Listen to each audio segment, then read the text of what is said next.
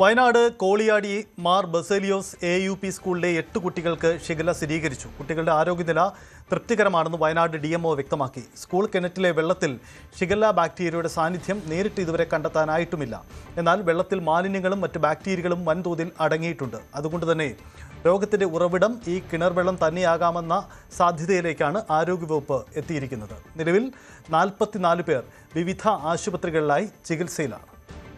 വയനാട് ജില്ലയിൽ 8 കുട്ടികൾക്കാണ് ഷിഗല്ല സ്ഥിരീകരിച്ചിരിക്കുന്നത്. കഴിഞ്ഞ ദിവസം 5 വിദ്യാർത്ഥികൾക്കായിരുന്നു. ഇപ്പോൾ 3 കുട്ടികൾ കൂടിയായി അങ്ങനെ 8 പേരാണ് ഇപ്പോൾ ഈ ഷിഗല്ല രോഗബാധിതരായി ഇപ്പോൾ കണക്കാക്കുന്നത്. ഏതാണ്ട് 502ഓളം ആളുകൾ ഇതുമായി നിരീക്ഷണത്തിലാണ്. അതുപോലെ തന്നെ 44 ആളുകൾ ആശുപത്രിയിൽ അഡ്മിറ്റ് ആയിട്ടുണ്ട്. എന്തായാലും രോഗം വലിയ രീതിയിലേക്ക് വർദ്ധിക്കുന്നില്ലെങ്കിലും ആളുകളെല്ലാം അല്ലെങ്കിൽ നിരീക്ഷണത്തിൽ തന്നെയാണ് എന്ന് നമുക്ക് പറയാം. അതുപോലെ തന്നെ 21ഓളം സാമ്പിളുകളായിരുന്നു പരിശോധനയ്ക്ക് നൽകിയിരുന്നത്. അതിൽ 8 എണ്ണത്തിന്റെ റിസൾട്ടാണ് വന്നിട്ടുള്ളത്. ഇനി 13 എണ്ണത്തിന്റെ റിസൾട്ട് കൂടി ഇന്ന് വൈകുന്നേരത്തോടെ വരാനുള്ള സാധ്യതയുമുണ്ട്. എന്തായാലും ഷിഗല്ലയുമായി ബന്ധപ്പെട്ട് തന്നെ വലിയ രീതിയിലുള്ള ശുചീകരണ പ്രവർത്തനങ്ങളാണ് നടന്നുകൊണ്ടിരിക്കുന്നത്.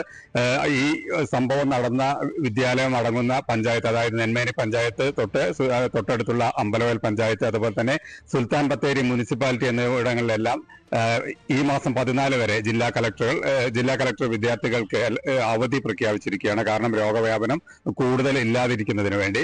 എന്തായാലും എല്ലാ ഭാഗങ്ങളിലും വലിയ രീതിയിലുള്ള ശുചീകരണ പ്രവർത്തികൾ തന്നെയാണ് നടക്കുന്നത്. അതുപോലെ തന്നെ നമ്മൾ ഈ രോഗം കണ്ടെത്തിയ ഈ മാർ ബസേലിയോസ് സ്കൂളിലെ കിണർ, അതിൽ പ്രത്യേകിച്ച് അല്ലെങ്കിൽ ബാക്ടീരിയ ഉള്ളതായിട്ട് കണ്ടെത്തിയിട്ടില്ല. പക്ഷേ ടെസ്റ്റുകൾ ഇനിയും നടന്നുകൊണ്ടിരിക്കുകയാണ്. എന്നാൽ ഈ കിണർ മാലിന്യം അടങ്ങിയതും മറ്റ് ബാക്ടീരിയകളും ഉള്ളതുകൊണ്ട് ഇത് തന്നെ ആയിരിക്കാം രോഗം ഉണ്ടാകാനുള്ള സാധ്യത എന്നാണ് ആരോഗ്യ വകുപ്പ് കണക്കാക്കുന്നത്.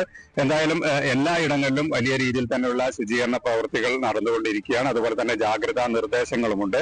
അതുപോലെ ഇതുമായി ബന്ധപ്പെട്ട് തന്നെ മുനിസിപ്പാലിറ്റി, അതുപോലെ തന്നെ പഞ്ചായത്ത് ഭാരവാഹികളും ആരോഗ്യ പ്രവർത്തകരും എല്ലാവരും വലിയ രീതിയിൽ തന്നെ ഇത് തടയുന്നതിനുള്ള എല്ലാ പ്രവൃത്തികളും നടത്തിക്കൊണ്ടിരിക്കുകയാണ്. കൊല്ലത്തും ഷിഗല്ല സ്ഥിരീകരിച്ചു. 2 വിദ്യാർത്ഥികൾക്കാണ് രോഗബാധ. ഇവർ പാരിപ്പള്ളി മെഡിക്കൽ കോളേജ് ആശുപത്രിയിൽ ചികിത്സയിലാണ്.